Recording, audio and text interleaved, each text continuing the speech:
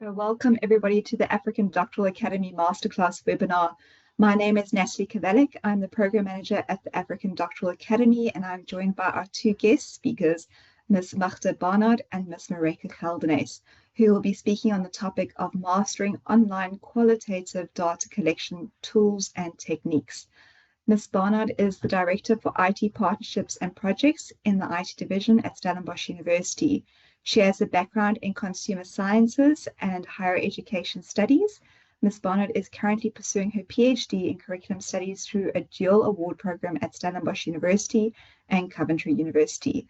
The topic of her thesis is creativity in curriculum renewal. Ms. Geldenes is a lecturer in the Division of Health Systems and Public Health at Stellenbosch University. She is currently a joint PhD scholar in the field of higher education between Stellenbosch University and Coventry University. Her research interests include resilience in medical education, medical student well-being, training within the primary healthcare context, and aspects related to public health. We will be opening the floor to questions after the presentation, so please feel free to ask your questions in the chat or raise your hands, and my colleagues Luther and Francois will be assisting. Just a reminder to everybody that's joining the session is being recorded and it will be made available on our YouTube channel. But at the moment, I'd say a big welcome and thank you very much to our guest speakers. I will now hand over the platform. Thanks, Natalie. Hi, everyone. It's wonderful to be here with you this afternoon. So let's start with talking about how we're going to make the most of our time here together. So we all have very busy schedules. I'm sure you've got meetings, you just left one, you're going to the next one, or you've got students waiting, whatever is on your schedule today. But let's take this hour and a half that we've committed to and engage and actively listen. I don't know about you, but if I'm not writing, I'm not listening. So yes, make a doodle, create a mind map, and yeah, make the most of the session. As Natalie said, please post your questions in the chat. We will answer all the questions that we can. And then we will have some time for discussion at the end. And if you're not speaking, please stay muted, although I see that all of you have been muted according to the settings of this team. So check, that one's done. And then if you are speaking later on when we have the discussion, it would be wonderful if you could turn on your camera if it's possible for you. So Natalie has done an amazing job in introducing us, but let's just again say that my name is Magda and I am a PhD candidate. My day job is at Stellenbosch University, but today I'm here with my PhD hat on, and the title of my thesis is The Role of Creativity in Curriculum Renewal in Higher Education Institutions, an Exploratory Study. I've concluded my data collection and I'm now in the writing up phase of my PhD. And I'm just going to hand over to Mareka real quick so that you can also hear her voice and see that she's not just a picture behind that camera. Okay, thank you, Magda. Good afternoon, everyone. It's lovely to see so many people online with us today. So I am Mareka Geldenes, and my PhD topic is on resilience in undergraduate medical education, specifically looking at it from a systems perspective at a South African university. And I also completed my data collection. In fact, I recently submitted my PhD, so still waiting for the examination process, but hopefully almost done. Magda, you can move the slide on. So both Magda and I used interactive qualitative analysis as our research methodology. And as part of that, we had to do focus group interviews and individual interviews. And both of us decided for various reasons that we are going to do our data collection online. And as we go through the presentation, some of the reasons why we chose that will become more visible to you as well. And then before we continue, we also just want to make a disclaimer that we are not experts on the topics of data collection or online data collection. We are PhD students sharing our experiences, and we are happy to do that today. And hopefully you can learn something from us. And when you ask the questions, I'm sure we will also be able to learn something from you. Thank you, Marika. So, with that disclaimer out there, what will we talk about today? And I thought about it and I thought, yo, I wish someone would have given me this presentation before I started with my data collection. So we will just give you a quick reminder. We know everyone is at different stages of their research. Maybe some are still interested in doing some research. So a quick reminder about what is qualitative research, focus group interviews, and individual interviews. Then we will have a look at considerations for online data collection in qualitative studies. And this includes, how do you choose the right approach? When do you have to go online versus having face-to-face data collection? What is the benefits? What's the challenges? How do you address those? What are the ethical considerations? And then we created a little bit of a checklist for online data collection, the online qualitative data collection. And Mareike will briefly share with you the tool both of us used. And then we've got a little prompt to make you think as a little closing off. So let's start at the beginning.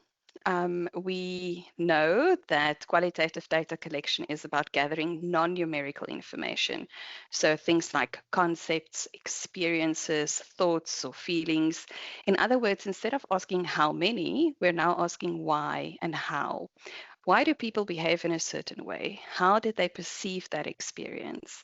And when we explore these questions through methods such as interviews, focus groups, observations, document analysis, then unlike quantitative data, which gives us numbers, qualitative data is more descriptive and rich in context. And that's what makes it so valuable. It helps us gain a deeper insight into complex social phenomena.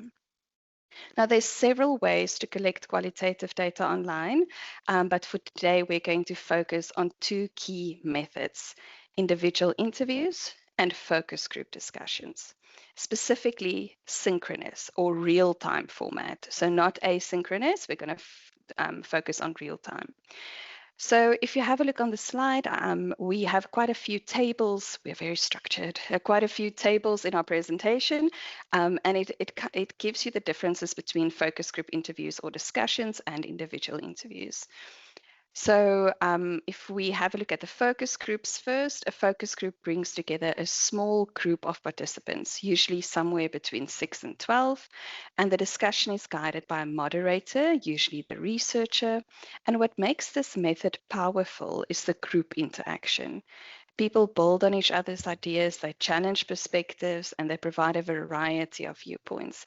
And this is great to capture that collective thinking. Of course, it has some trade-offs.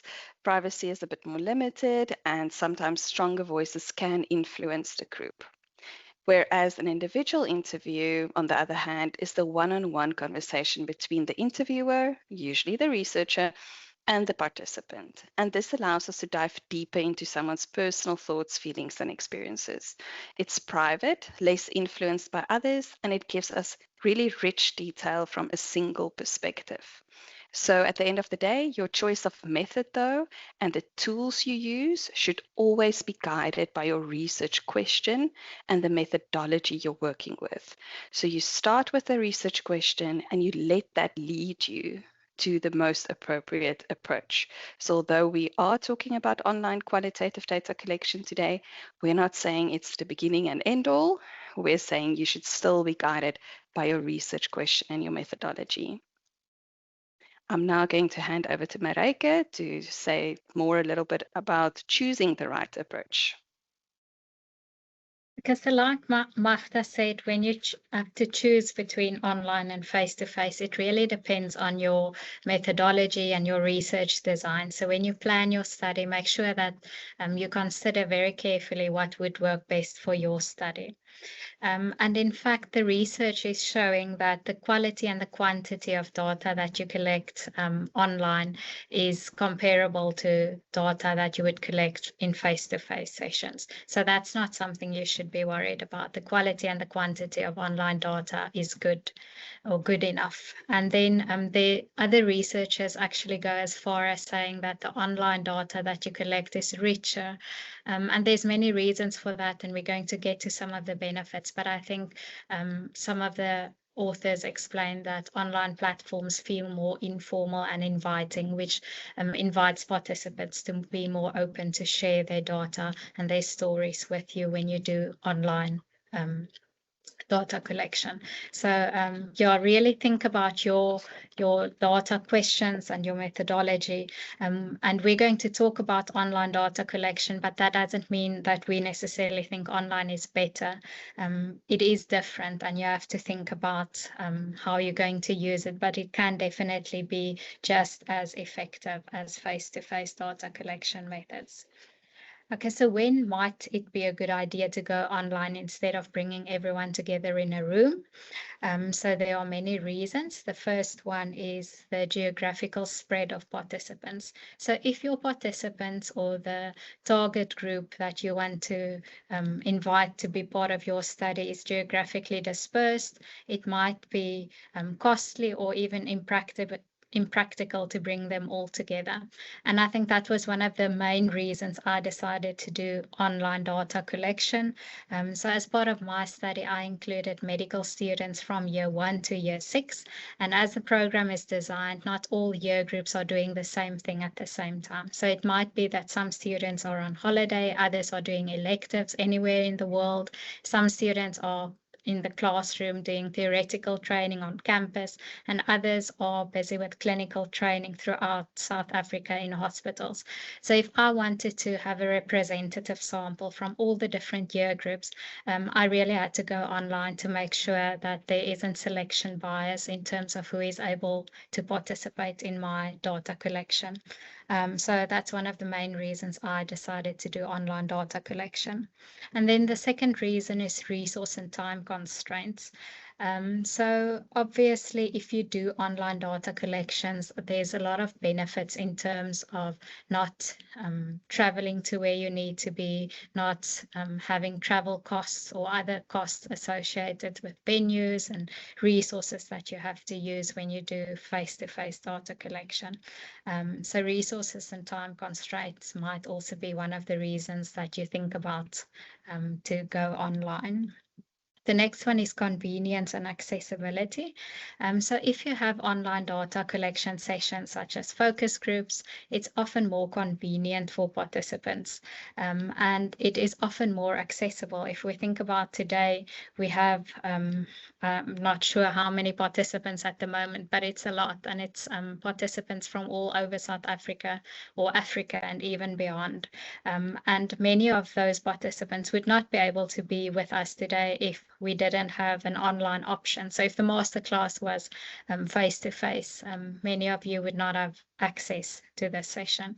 And the same goes for our research. If we only do face-to-face, it is not necessarily accessible to many of the participants that we would like to reach with our research.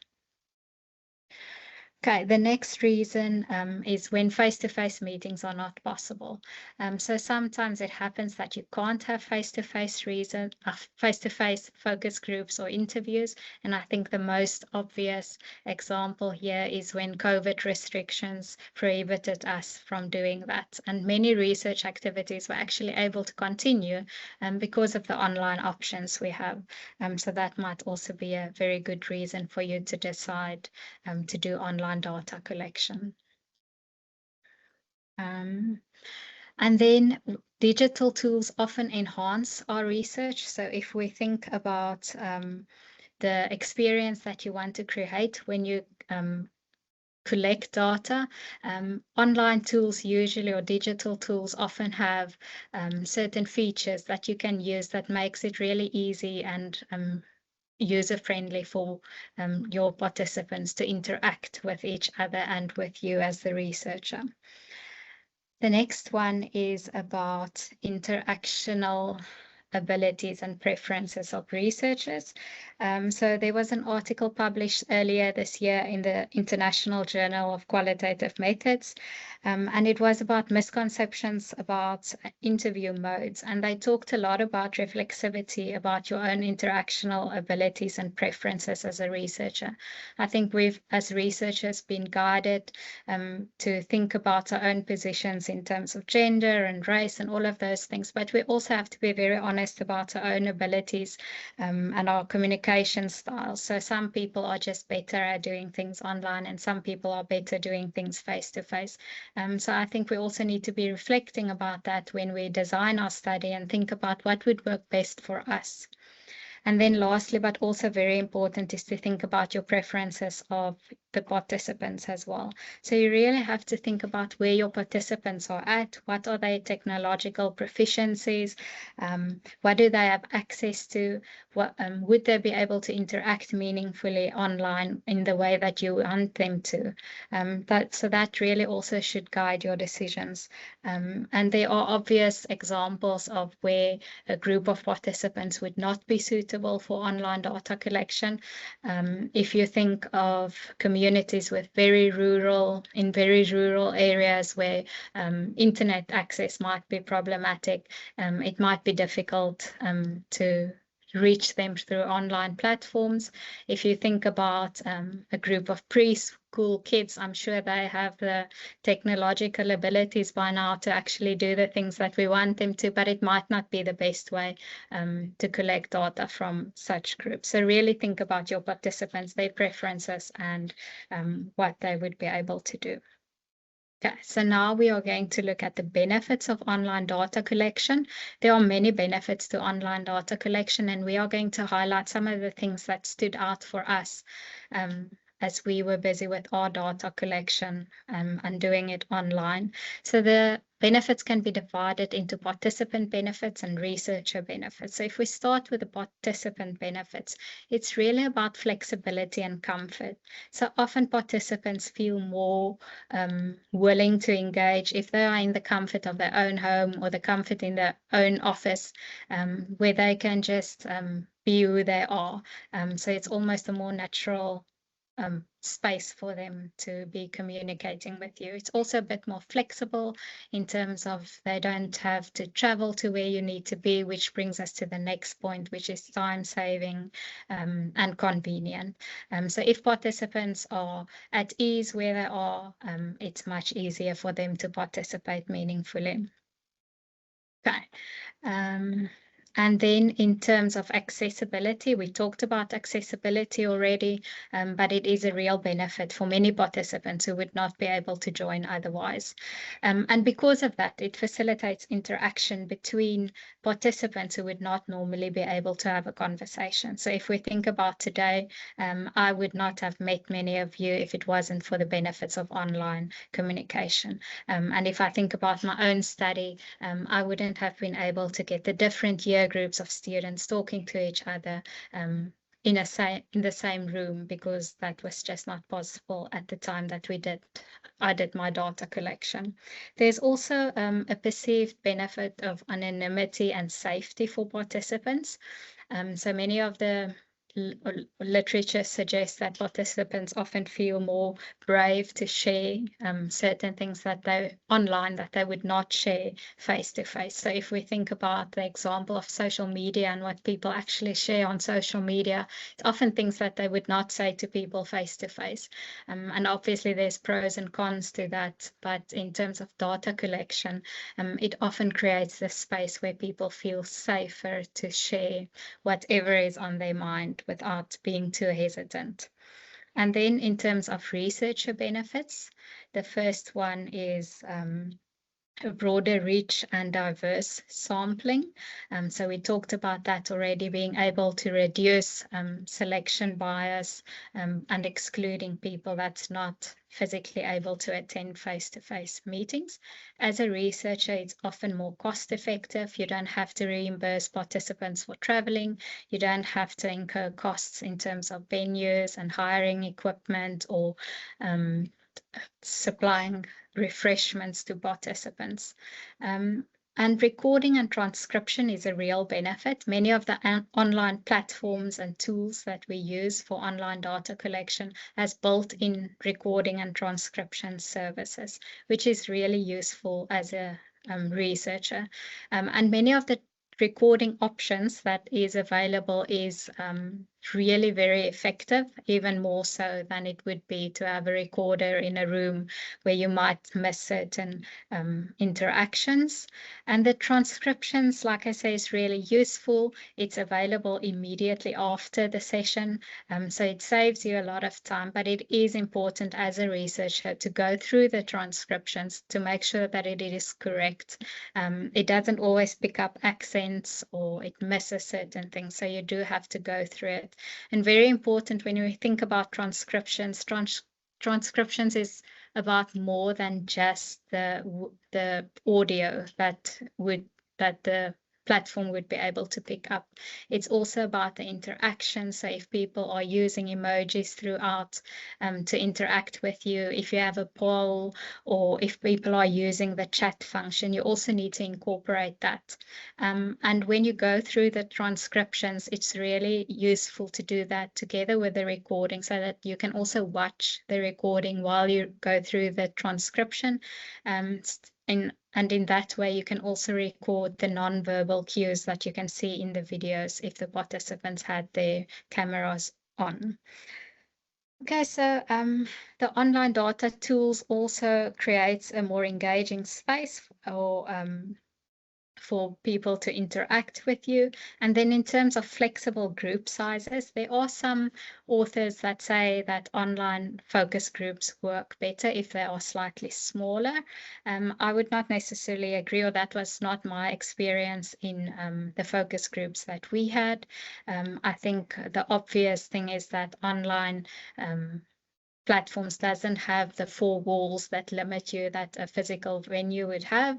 And then if I think about my own study in our focus group, we had to do collaborative brainstorming, and we use sticky notes for that. And we use the platform Miro that we're going to talk about a bit later to do this brainstorming. And IQA asks that you have about 12 to 20 participants, which is really a big group of people. And if you think about collaborative brainstorming, if you think of 20 people standing in front of a wall trying to add stickies falling off, not everyone being able to add their stickies, not having the space to read what others said. And that was really, those problems were eliminated by having the online collaborative board where people could zoom in and out, so everyone could see everyone's contributions at all times without being too crowded. So a really good tool to use if you have bigger groups. Okay. And then we're going to talk about some of the challenges. It's not all good. There are things that you need to look out for and that can be problematic. And the first one, obviously, is technical issues. So you have to test your equipment and your tools in advance. You have to make sure you know how to use it and how to problem solve. A very good idea is to pilot your study and to test the tools and equipment so that you are sure it is working the way you want it to work. If you can, it's also advisable to have someone in the session that can act sort of as a technical person, so that when you're busy with your data collection, you can focus on the important stuff, and that person can assist you with any technical issues that the participants might have. Also, a good idea to have participants to give clear instructions to participants. So if they know what to do, there's less likely any issues that's going to pop up. And also to give participants time to practice where possible. So for example, in my focus group where we had to do this collaborative brainstorming, we made use of the sticky note function in Miro.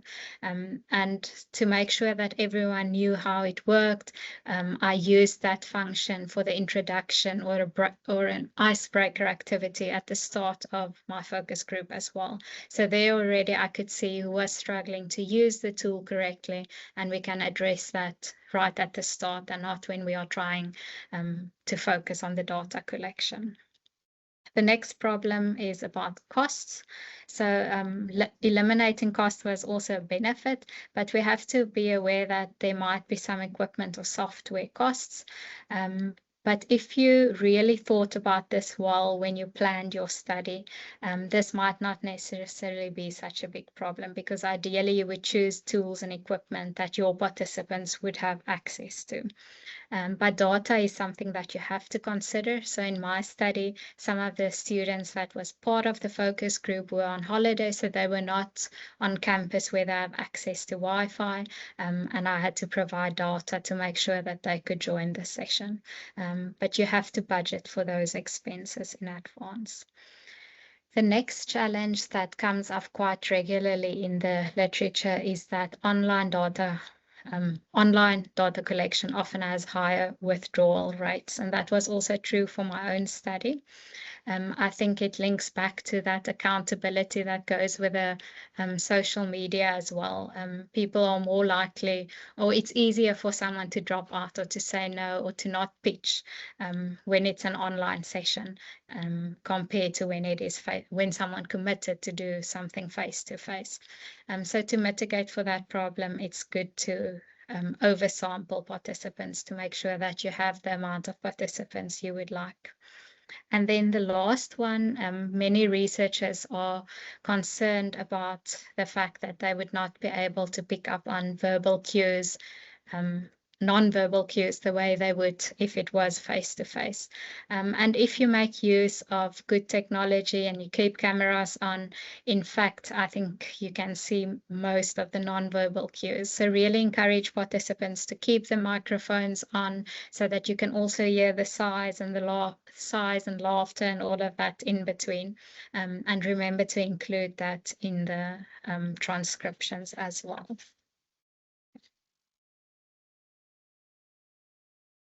It's back over to me. Thank you, Marika. I've had such fun answering questions in the chat. I almost forgot that I have to present as well.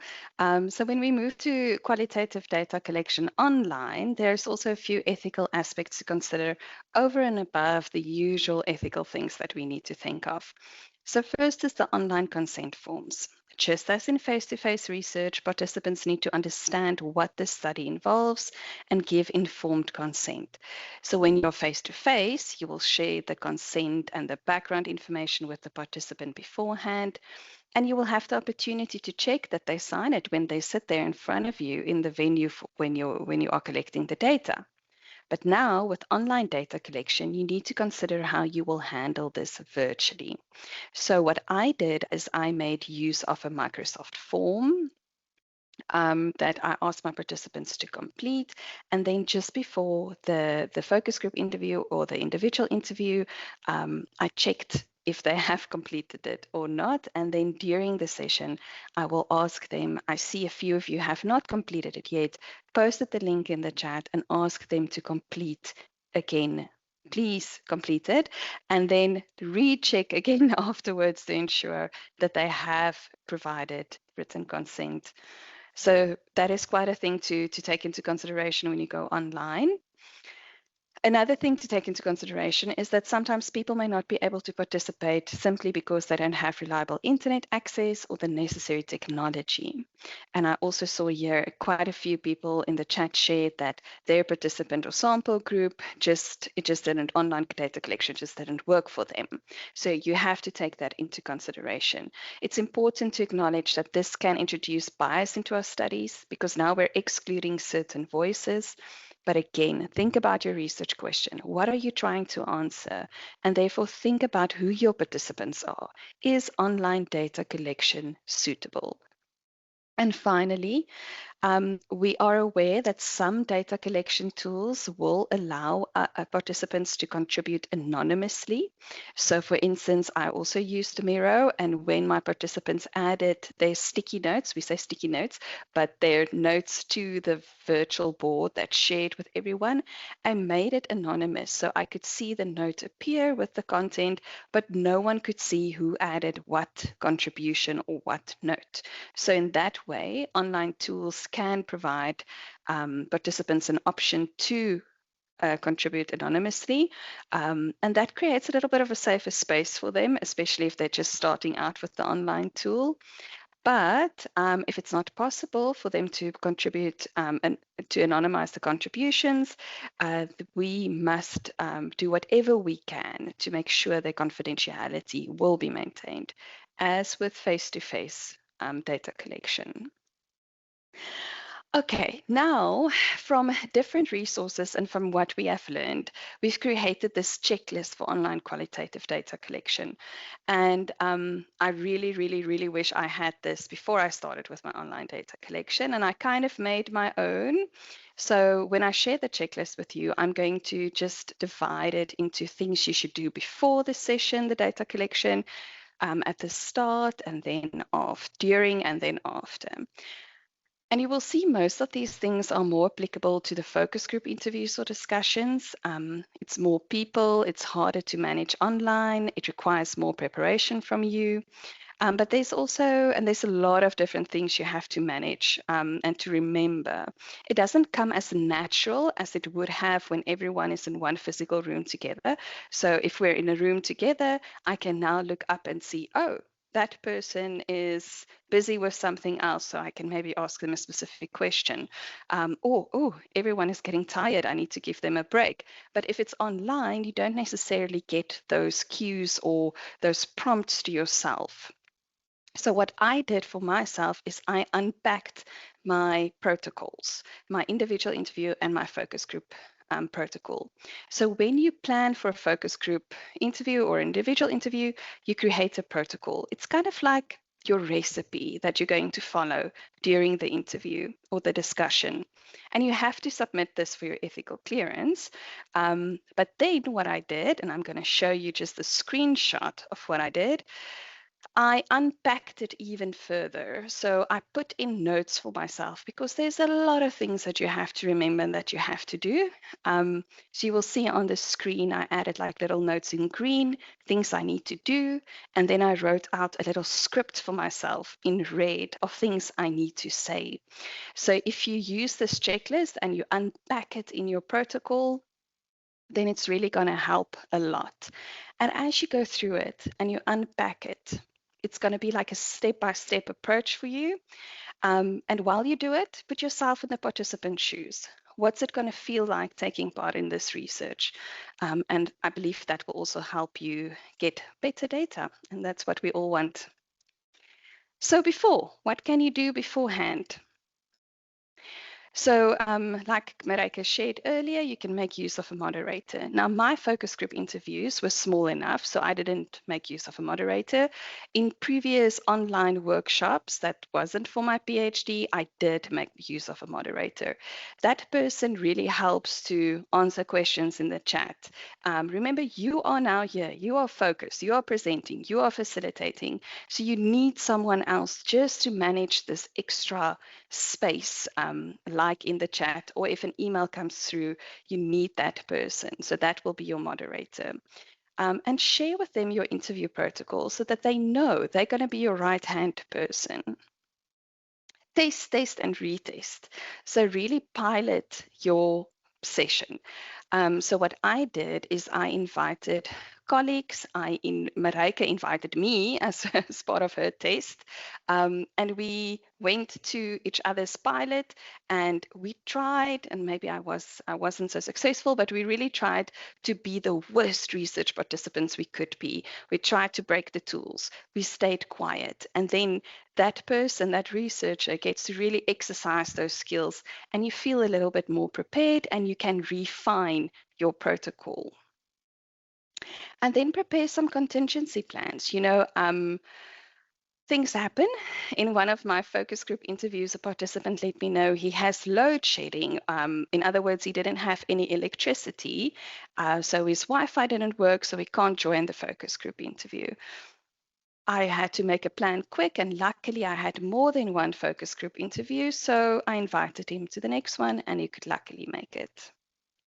Sometimes it just happens that there's a reason, the computer breaks, the dog eats the computer, whatever, and they really cannot join, and that is why you have to over-invite again.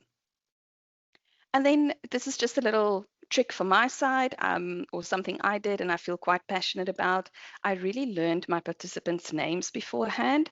So I didn't have a very big group, but when they do join, I mean, it's easier in a face-to-face session if you want to ask someone or probe them a little bit. You can make eye contact and say, you know, what do you think? But if it's online, you have to say, Mareike, can you tell us more what you thought when you wrote this down or whatever? So knowing their names really help.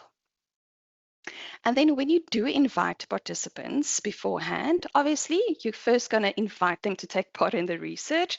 And once they agree to take part in the research, then they're in for it. So you need to send them reminders. So I invited them to take part in the research. Then I sent them so when they agreed, I invited them to the meeting request of the online session. Then I reminded them a week beforehand, and then again 24 hours beforehand. So send them reminders and ask them if they have to check if they have access to something or if they have to download something, whatever. Ask them to do it beforehand. One of my colleagues even asked her participants to join an online Teams meeting beforehand so that she could make sure they can actually do it before they have the real data collection. Then provide them with really clear joining instructions. So we're just assuming everyone knows how to join an online meeting.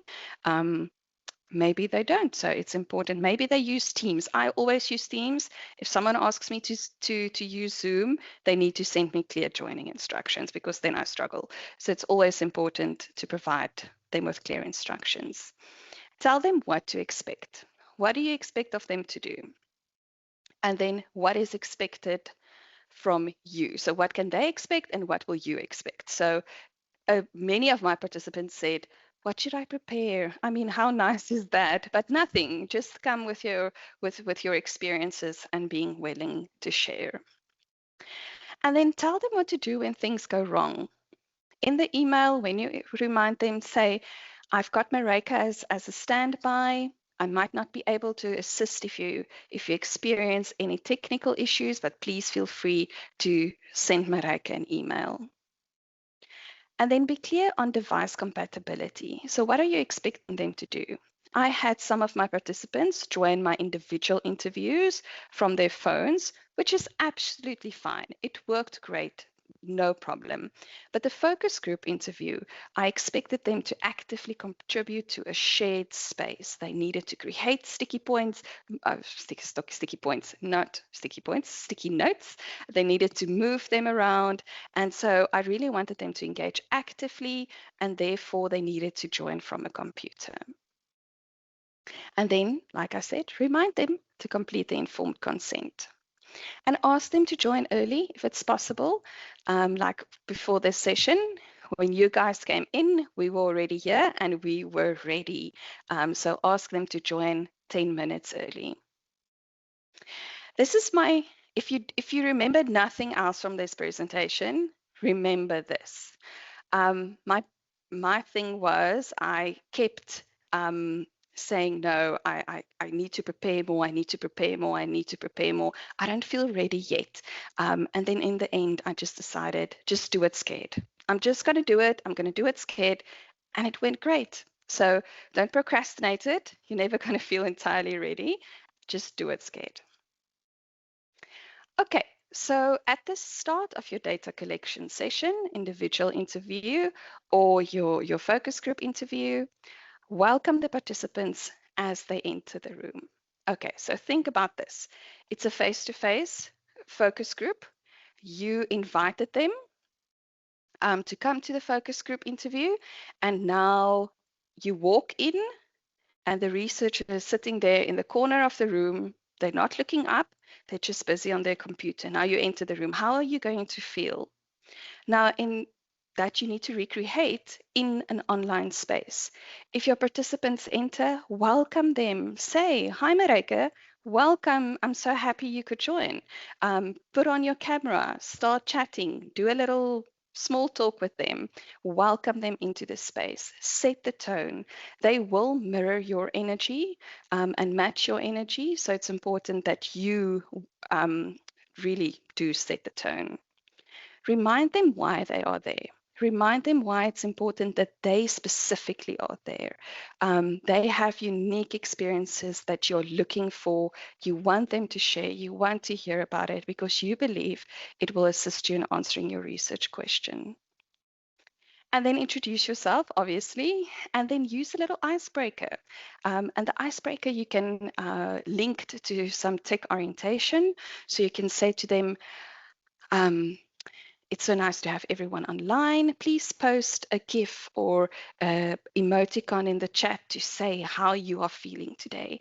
So not just does it get them engaged and it breaks that little initial nervousness of engaging, it also makes sure that they know how to use the chat. Okay, and then share your moderator details. Say, Mareike is online. She's here. Hi, Mareike. And Mareike, I'm really using you as an example through the entire presentation. And she will be there to assist you, so introduce them to the moderator. Set the rules of engagement, much like we did at the beginning of this session. Tell them that all the voices are welcome. Ask them to respect each other's experiences. And if they share, respect their sharing. There's no such thing as a wrong answer. It's your experience. And then about camera and mute. Now, there's different research about this. So we know everyone can't or is not comfortable with switching on their camera. Sometimes your camera just decides enough is enough and it doesn't want to work. We get it, okay? So ask them if it's possible to switch on their camera. And then the other one is the mute expectations. Yes. So don't mute their expectations, but what is your expectations about them muting themselves? So do you want them to stay muted when they're not speaking? Some research say that if they're unmuted and they can freely talk, the responses will be more natural. For me, because Teams, if Mareike starts speaking now over me, Teams will mute me because it will want to make Mareike clearer. And that's going to be quite difficult. So for me, I recommend muting yourself if you are not speaking. And then tell them how to ask questions. So we said to you initially, post the question in the chat. But there's also, you can also ask them to raise their hand or however, maybe they can just, if it's small enough group, just say the question. So just set their expectations. And then again, so you've asked in the consent form if you can record, but again, now reconfirm verbally that you're going to record and reassure them of their confidentiality. And then the most important thing at the start your recording. So my entire table is full of sticky notes, and I love sticky notes. But I had like this sticky note on my computer that said recording, because my biggest fear was that I'm going to forget to record. So start the recording. Okay, and then what do you do during the session? It's hard work to facilitate an online session. You can ask Mareike and me, we're going to have to take a little break after this, to be online and engage continuously and work. You work really hard to engage everyone else. So you have to facilitate this conversation actively. You ask questions, you provide them with speaking opportunities. You really try to look who's the quiet person, and then you engage the quieter voices. Use visually engaging tools. So you're seeing my picture, you're seeing Mareike's picture, but we're small little blocks. It's not like when you look into a room and you see a lot of things. So make sure if you're using slides or if you're using an online space that it's visually engaging. Don't make it too long, 60 to 90 minutes, and then be respectful of their time. I don't know about you, but I can talk about my research for a long time. And if people talk with me with my research, I'm even more excited. But if I ask them for 90 minutes, I must respect their time. And then schedule comfort breaks and check-in prompts. So in your unpacked protocol, put it down there in the recipe. Comfort break 10 minutes. And then when you do provide them with a comfort break, don't just say, okay, we're going to have a comfort break, and then computer or camera off, you're gone. Tell them, okay, guys, it's now 13:45. We're going to have a comfort break for 5 minutes. Everyone can be back here 13:50. I would appreciate it. When you come back, please switch on your camera so that I can see you are back. Otherwise, you don't know what's happening on the other side. So schedule those comfort breaks, give them guidelines, and the same with the prompts. So for me, I'm very efficient. And once you leave me, I just run. So I had to schedule stop points in my protocol where I can pause and say, is there any questions? Are you okay? Is there something that's unclear? Otherwise, I'm just going to do my whole focus group interview on my own. So I had to schedule those in my protocol. Use the chat and the tools to prompt your quieter participants. If there is someone that's very quiet, you can ask them, Marika, I haven't heard from you in a while. Can you maybe share what you think about this? Or post in the chat if that makes you feel more comfortable. Or put up a quick poll or a Mentimeter. And then silence. We're all so scared of silence, and I think that was my biggest fear. I said this to Marika and to my other friends. I'm going to pose this question during the focus group interview, and then no one's going to say anything. And I was so afraid, and that didn't happen. But during the discussion, sometimes you need to give people a moment just to process something before they answer. And so acknowledge the silence if you need to, but don't be scared of it. And Marika shared with me yesterday actually a great tip that I wish I knew sooner, but have some coffee. If things get silent, instead of just jumping in and saying something and moving the conversation on, pause. Take your cup of coffee and have a sip of coffee, and filling that silence with your taking a sip of coffee gives the participants an opportunity to add to the conversation. If it's still quiet after you took your little sip of coffee, acknowledge the silence. I notice it's a bit quiet. I wonder what's on your mind. And then most often people will answer. You can also offer them choices. Instead of saying, oh, so what do you think? Offer them choices. Do you agree or disagree with this statement? You can also have some specific prompts available. And again, this is where the sticky notes come in. So as I said, I'm a lover of sticky notes. I've got them everywhere in my car, in my house. And what I did is I wrote down like a bunch of prompts, and that's the joy of having it online. I stick them up all over my computer, and on my computer, all these different prompts. So if there's like a lull in the conversation, or I'm like, "Ooh, I need to ask something, but I'm not sure how to ask it," look up, oh, there's a phrase. Interesting. Why do you think that? So use that to your advantage. And then re-energize when needed. It's actually awful for me not being able to see your faces now and see if you're engaged or not, but I love it when I see the little thumbs up coming, or the hearts, or I see the chat. So I know you are listening. Thank you for sending that. But if it gets very quiet, you can just re-energize, stop for a moment and say, guys, I feel like we need to just take a comfort break. Let's all get up and just take a stretch, take a big take a deep breath in. So that is really something that I did. So you can see why I say it's hard work, right? Then afterwards. So just like you thought about how it felt when you enter a room, how does it feel when you exit, when you leave the room? Okay. So thank your participants, ask them if there's any other contributions they want to make before they leave. And then once you log off, do a little happy dance. You did it. You completed your focus group interview. You completed your individual interview.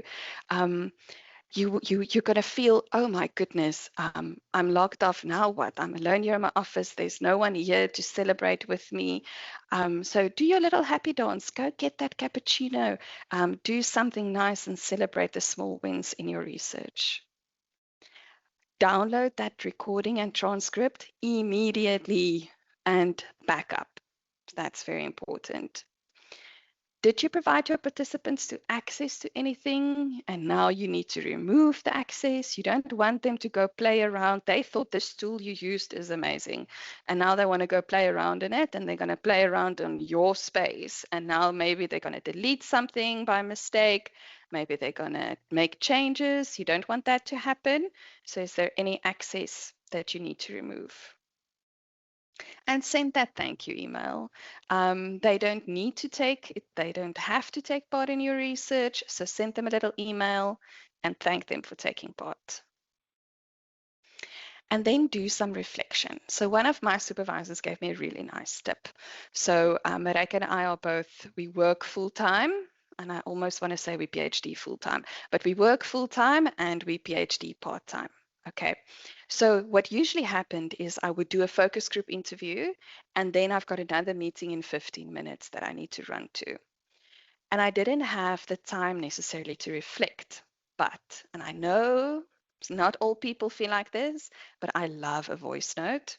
So I would go onto WhatsApp, and my supervisor gave me this tip. I would go onto WhatsApp and I'll send myself the longest voice note, telling myself, listen, this is what happened. I did this. I need to do this better.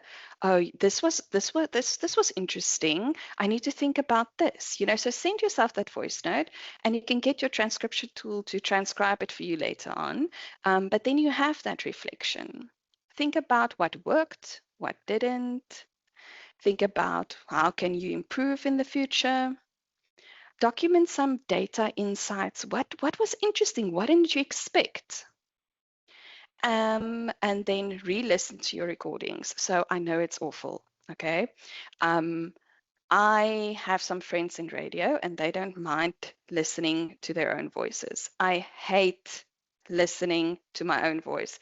It's absolutely awful, but you get over it. I promise you. The more you do it, you'll get over it. So what I did after a focus group interview or an individual interview, I would play that recording to myself like a podcast. If I need to drive somewhere, if I'm cleaning my house, if I'm busy in the kitchen, I would listen to that, because every time you listen, you hear something else.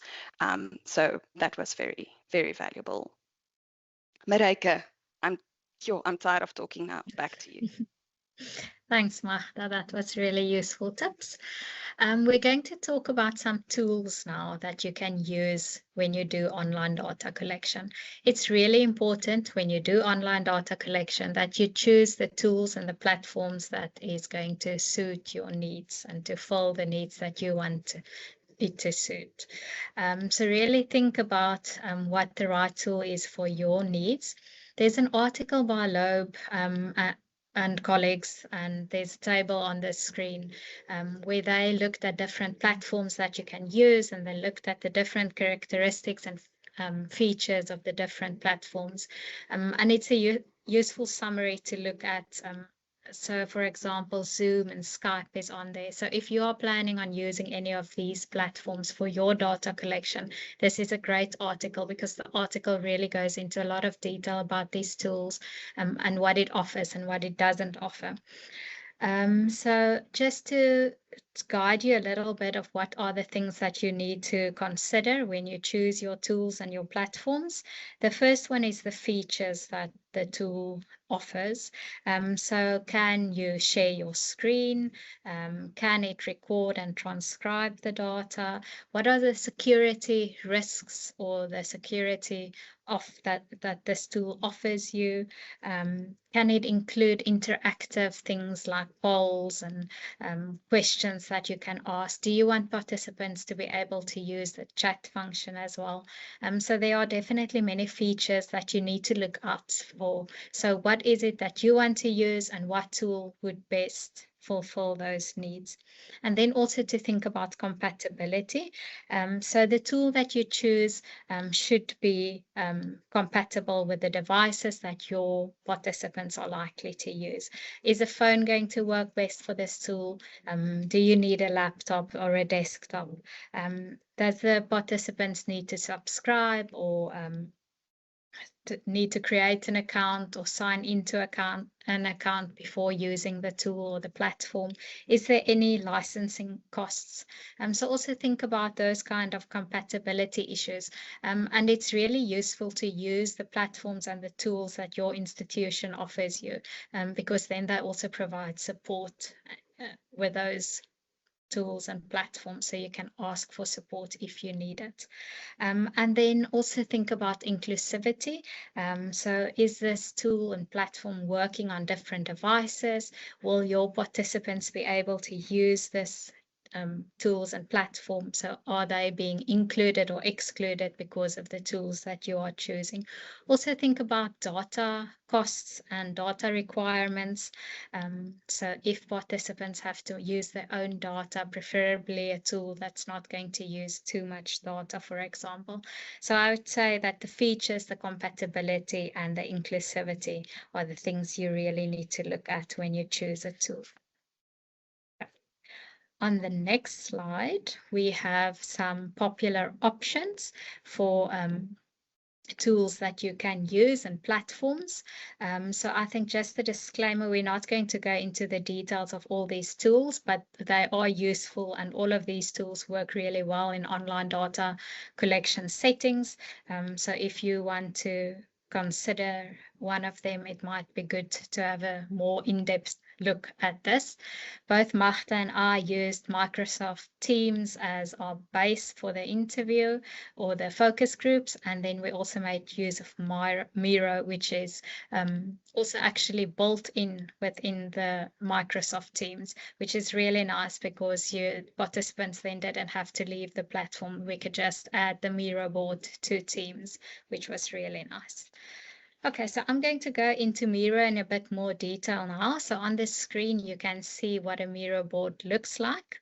And if you look at the board, you will see that there are some text, there are some writing, there are some drawings, there are sticky notes, photos added to this board. So you can really add a lot of different things to a Miro board. Specifically, we wanted to add the sticky note function because that is how we used our collaborative brainstorming sessions. We asked participants to add sticky notes, sharing their ideas and their thoughts. So if you see on that toolbar on the left, the third button from the top is a sticky note. So if participants wanted to share something new, they could add the sticky note. You will see on the board as well, there's names with little arrows. So that's your participants. So as participants are moving around on the board, you can actually see where they are and what they are busy with and what they are doing, which is really useful because then you know when they are still busy, when they're still working and collaborating, and you can also see when the activity starts to slow down or when the activities stop. Okay, so next one, Magda. Okay, so there are also some really nice tools within Miro that we made use of, and the first one is a timer. So that was really important. So many of the activities that we were doing when we do the collaborative brainstorming had the potential to go over time, and people could go on forever. So we made use of the timer function within Miro to help the participants and to guide them to know, I have so much time left. So when you turn on the timer, there's a little countdown timer that appears on everyone's screen, and people can see how much time they have left. Obviously, we could discuss it, and where needed, we added some time, but it really helped us to stay accountable to the time we were asking of our participants. So if you think about your interview and your focus group protocol, and we could stick to the time limits because of this timer function that held us accountable for that. The second tool was the voting. So in my focus group, I wanted participants to show the relationship between different elements. So as the added sticky notes, I also wanted to them to say which one influenced or which way did the relationship go. And the voting within Miro was a very useful option to get them to do this. They could, for example, then do the voting, and I had all the information on the Miro board. And then lastly, the private mode is very, very important. And it was so nice to use the private mode. If you turn on private mode, those little arrows with the names you can still see the arrows, but you can't see the names anymore. So now you don't know which participant is doing what. And all the writing on the screen and on the sticky notes will turn into little scribbles. So you can still see that writing is being added to the board. You can see the sticky notes and what's that there's writing on the sticky note, but you only see scribbles. So you don't know what the participants are adding. And then later on, when you turn the private mode off, the scribbles then turn into writing. So now everyone can see everything that was written on the sticky notes and on the board. But what is really nice is you can't link it back to participants.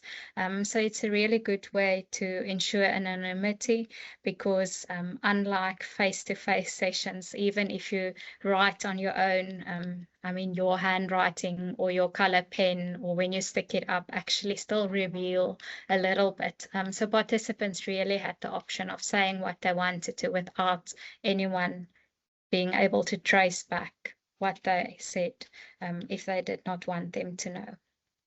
Okay, that was it. And then we're going to end off just about what the resources don't tell you. So there are lots of research and literature available about online data collection. And if this is something that you are busy doing or want to do, I'm sure you've read some of this. And the research and the textbooks really tells us a lot about the technical and the procedural aspects of doing online data collection, which is obviously very useful. It tells us how to plan, it tells us how to schedule, what the ethics are we need to take into account, what type of questions work best for the online setting, how do we ask those questions. All of those kind of things are really well described, and if you look for it online, you will find it. But they really tell us what matters most for the participants, and that is what their experience is of this online experience. So what is it like for the participants to be part of this online data collection? How do you make the participants feel heard or seen, or valued and safe to share their stories? How do you create a warm and trusting space, even if, or especially in the online space that you want to collect your data from? And then we can just pause and reflect. So if we were to ask someone in your study, what was it like to be part of this? What would you want them to say? And this is where the tips and the tricks that we share today, we hope are going to help you a little bit to go beyond what the textbooks really tells us. Because we need to think about and consider things like, how are we going to dress? How are we going to speak? What are we going to say? How are we going to listen? Because it's these small and powerful choices that actually shape whether participants feel safe and brave enough to share their real stories with us. And then if we think about it in this way, then all of a sudden the adjectives of good quality online data collection changes from words like ethical, rigorous, trustworthy to words like welcoming, safe, respectful, inclusive, engaging, meaningful, enjoyable. So really think about what it is you would want your participants to feel like after you have collected the data from them, and how are you going to get them to feel that way. So really just to consider that as well when you plan your online data collection. And I think that was our last slide. So we're also sharing some of our resources, which are really good tools to look at when you plan your data collection. And then we can hand over. I don't know if there's any questions. Luther, I think you are online to assist us with that. Okay, yes, we do have a couple of questions that were posted in the chat. So I'm going to be quite a number of them actually. But I've seen you've been responding to them. So I'll just quickly go over them. We've got a question from Awene Naita. What was the rationale of your choice to go online? How did that choice influence your sampling or vice versa? Sorry, I'm a student at the research proposal stage, and this is why I am interested in learning from you. Good. Marika, I'll take this first one. Maybe you're going to get a more difficult one for the next one. So let me take this one. So for me, initially, I decided to do face-to-face data collection because I wanted to collect data from participants at 2 different tertiary institutions. And I thought, okay, I'll go to those 2 tertiary institutions and collect data. Then, as I invited participants, it became more and more clear that it's going to be extremely difficult to get them all in one room together for the focus group interview, or to make their diaries work for individual interviews if they had to go somewhere or I had to go somewhere. This was also last year. A lot of them still work at home and didn't necessarily want to come into the office. And I wanted to make it as easy as possible for them to take part in my research. And also because I am a little bit of a techie, I like technological things. It gave me a little bit of an extra challenge to figure this out with Marika, how we can make this work online. And it made sense for my research question and for my methodology. And then, yeah, so that was my thinking and my rationale for doing online data collection. Okay, thank you very much for that. Another question from Smith Adri. With transcription, I noticed Teams makes mistakes. What do you think of TurboScribe to assist?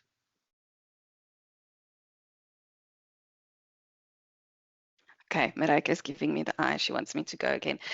So I answered that one in the question. I haven't used TurboScribe myself. I saw a different participant in here. Annie said she started using it. I've had a good experience with it up to date. I really enjoyed Riverside that someone recommended to me. There's many more tools and things used or functionalities available in Riverside that I didn't even use, I don't use.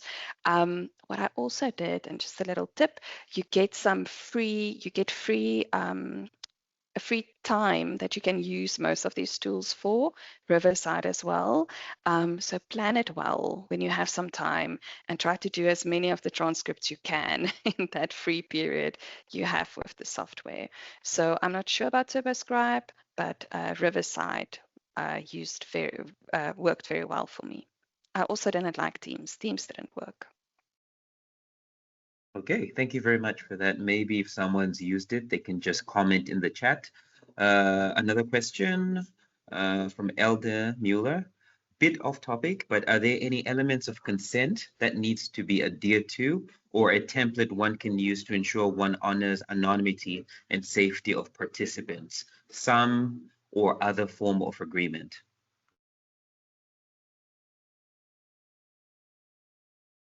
Sorry, can you just repeat the question again? It's about? Okay, no problem at all. Are there any forms of consent that any individual has to adhere to, given that they're dealing with sensitive information? Something along those lines, yeah. Okay. So obviously the consent is part of the consent forms that the participant has to agree to right at the start. In focus groups and interviews, it's almost impossible to assure anonymity, because anonymity means that the researcher doesn't know who it is, which is really difficult if you had interviews or focus groups. We're going in focus groups and interviews, you focus mostly on privacy and confidentiality. So you make sure that when you do your transcriptions, you remove the names of the participants, that you use pseudonyms to make sure that the participants can't be linked back to, or the data can't be linked back to specific persons. And you have to explain that to the participants when you start the recording. Make sure that you mention that specifically as well.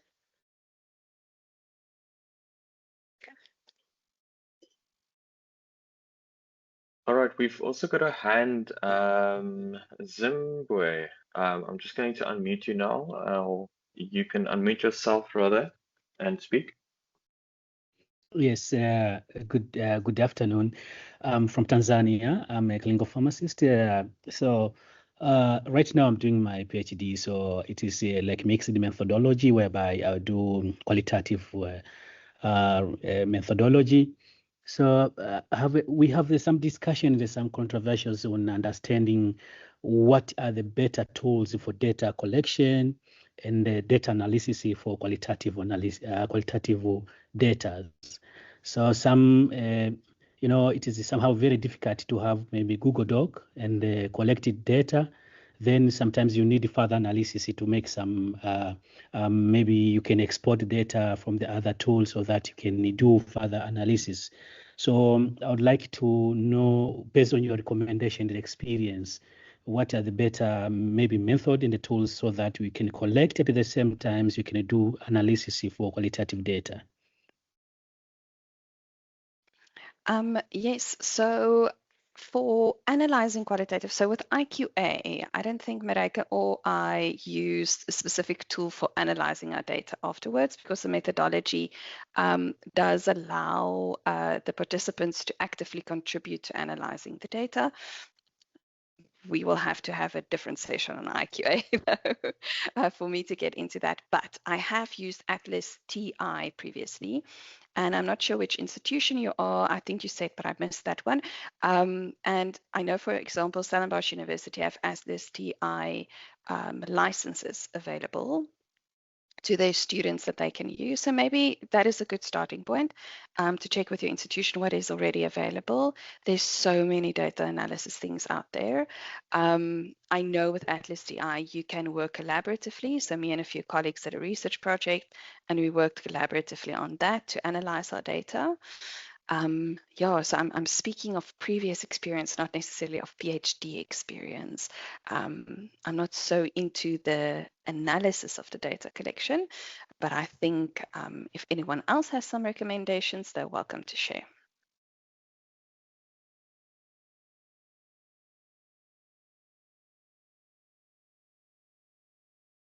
Okay, we've got another question from one of the participants.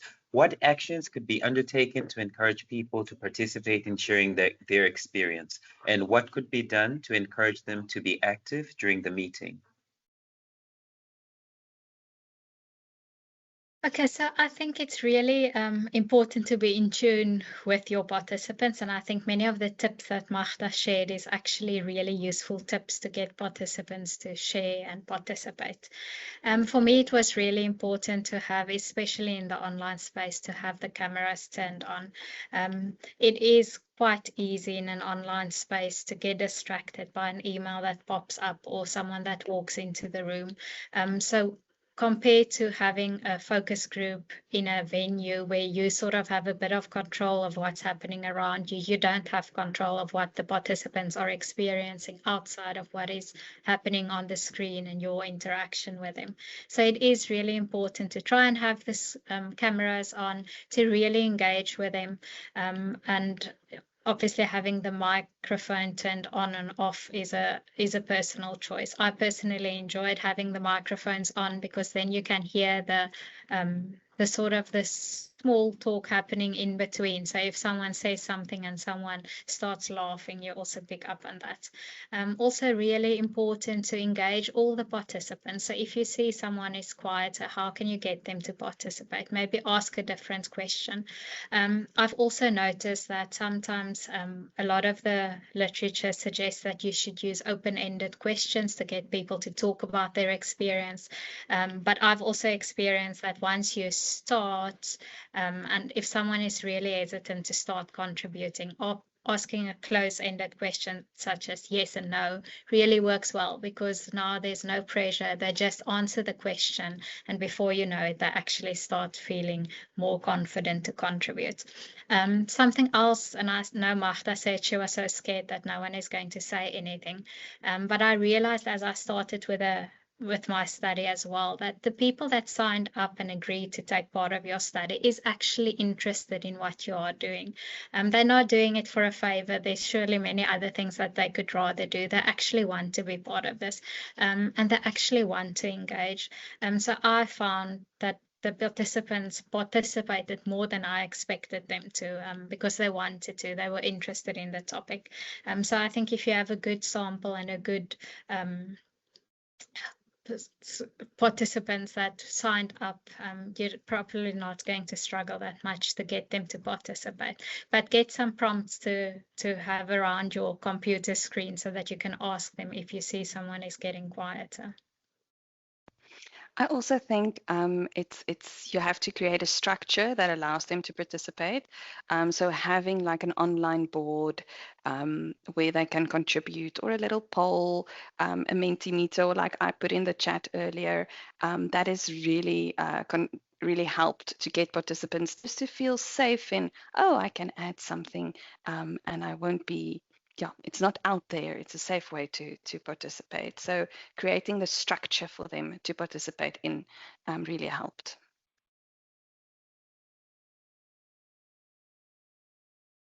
Okay, another question from one of the participants. How can researchers ensure the accuracy and representativeness of data collection online, given the risks of fraudulent responses, participant disengagement, and platform-based sampling bias? Wow, that is a multi-layered question. So thank you for that question. So I think maybe some of those things are more of a risk for quantitative data collection. For qualitative data collection, if you have your participants online with you, cameras on, contributing, you see them, you know them, you've also made a significant effort to identify the correct participants according to the criteria you need to answer your research question. I think that will really assist in getting that and addressing those concerns. I'm wondering if there's something else I didn't say, Mareike. Do you want to contribute? No, I think your preparation is really important. Like we said, you need to know your participant's name and actually know your participant. So when they pitch, you know that it is them and they are sharing their stories. Obviously, as a researcher, we don't have that much control over what they share, but we hope that they would be authentic in their responses and that what they share would be useful for your research topic.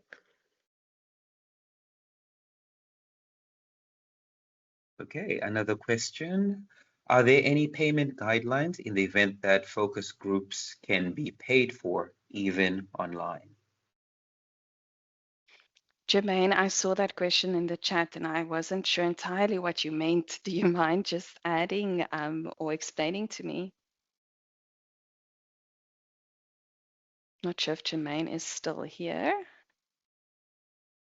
So if it's usually participants are given some sort of incentive to participate, and I don't think that makes much of a difference whether you are online or physical. Obviously, if it is a face-to-face meeting, there's usually the transport costs and all of that you reimburse. But yeah, I'm trying to see if he's answering. He can't unmute. Oh, so Jermaine has said that she it was about the incentive, so you are correct. Jermaine, I think you can unmute yourself now. Thanks, Francois. Hi there. Thanks so much. It's a wonderful platform. I was just wondered if I did want to offer someone a voucher of sorts, is there any kind of reasonable amount if it's a local audience? Let's say I would be interested in the learn as you earn market. So it's people who are working, people who, you know, time is precious and they would appreciate like, I don't know, $100, take a lot or whatever. Just if you had some kind of ballpark. Thanks. So I think Go ahead, Marika, excuse. that really depends on who you're going to give the vouchers to in terms of what would be appropriate for them. I think if you think about a student that's not working, it might be different from a colleague that is working and earning a salary. And your research office should be able to give you a good guideline in terms of what is appropriate. And it also depends on the funding that you have available. I mean, you have to make do with what you have. Yeah, so it depends on those factors, I would say. I also just want to add another PhD candidate in our cohort invited students to contribute, and I know she said just having a free lunch was quite an incentive for them to attend her focus group interviews. Okay, thank you for that. Another quick question, keeping the time in mind.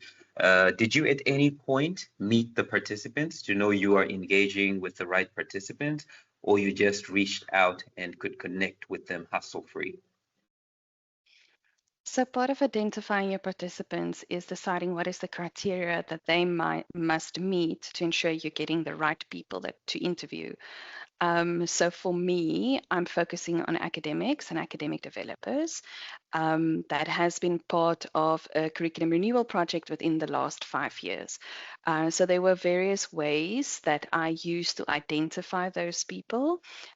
So I am part of the institution where I am conducting my research. So I know the people moving in the curriculum renewal spaces. I also asked colleagues, so I used snowball sampling. So if I could identify one person, I would ask them if they can recommend someone else that adheres to the criteria. So that is one way in which I did to make sure that I have the right people. And then obviously, yes, when they join the focus group interview or they join the individual interview, then you meet them.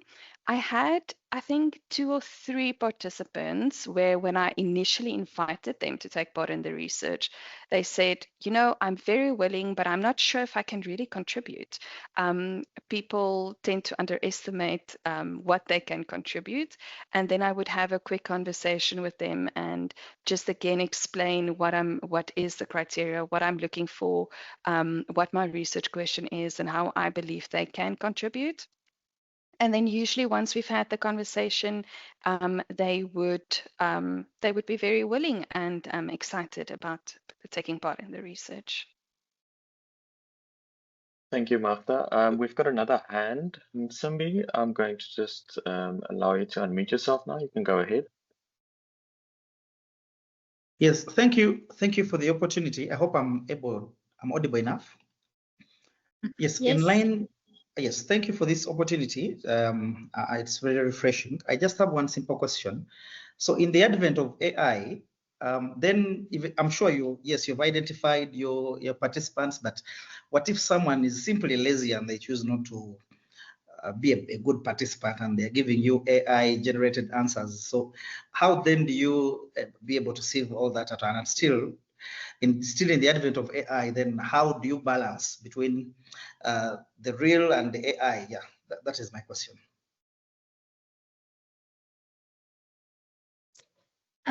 So obviously the participants will have to sort of get the answers from AI and share it with you. And in the focus group discussion, it was often a very lively discussion. So I think it would be difficult for participants to really engage with AI in between the discussions to contribute. But I'm sure it is possible that they can do it. I think it might be a good idea if that is something that you are concerned about to discuss it beforehand with the participants and to say that these are the reasons why we would like you not to make use of AI now. But we also have to acknowledge AI, and I don't think we should shy away from it. I think participants will hopefully share what they want to share. Yeah, I don't have anything else to add to that, Martha. Thank you, Marika. I actually, in preparing for this session, I found an article about if you share, but this is more quantitative, but if you share a survey online, you might get bots that respond to it, so not real people, and how you manage that. I'm very honest in that I didn't read the article, but I'll share it for you. I'll share the name, and maybe that will also be insightful if you're wondering about AI. Okay, thank you. I see the questions keep rolling in, but then in the interest of time, I think I'm just going to ask and read this final one. I see this still coming in. We have another hand. So Lawal says, thank you very much for the webinar. I want to ask, in case of language barrier, would you recommend a translator? Also, is there a tool that has translation features to help with better understanding of the language in order to check if the questions being asked were more represented? Thank you.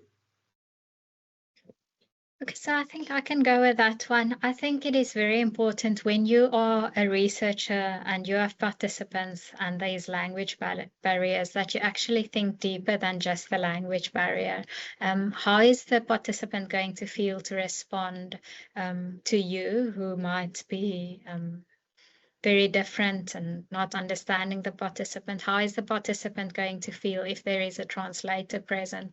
There's often quite a delay in, if you ask the question, the translator translates, the person responds, the person translates back so that you can phrase your next question. So you really have to weigh up what is going to be the best and how are you going to get the best data from that participant. It might be that getting a research assistant that is fluent in the language is a better option to assist you so that you don't have to translate in the session, but that there's research assistant can conduct the interview on your behalf in the language that the participant feel comfortable with. And then it's just a matter of translating that to the language that you're going to use in your research when you present your findings. I don't have any specific tools for that other than Google Translate. That might not be the best option. Yeah.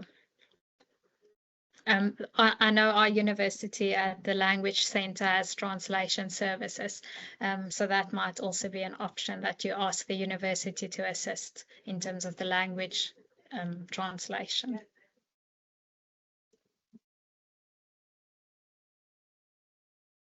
Super. Then I think from our side, a very, very, very big thank you to Magda and Marika for joining. It was a very insightful session. I think you gave a lot of people a lot of food for thought, a lot of tips, tricks. So again, it was a very, very well presented session. So thank you very much for joining, and also thank you to Luther and Francois for all their assistance. And also everybody that's joined the session. We do hope that it was valuable. I do know that in the comments, a lot of people asked about recordings. We will be sharing the recording on our website, so you will be able to find it there, but we will also send it out to everybody that's joined. And our next webinar will be in October. But from our side, very big thank you to Marika and Magda.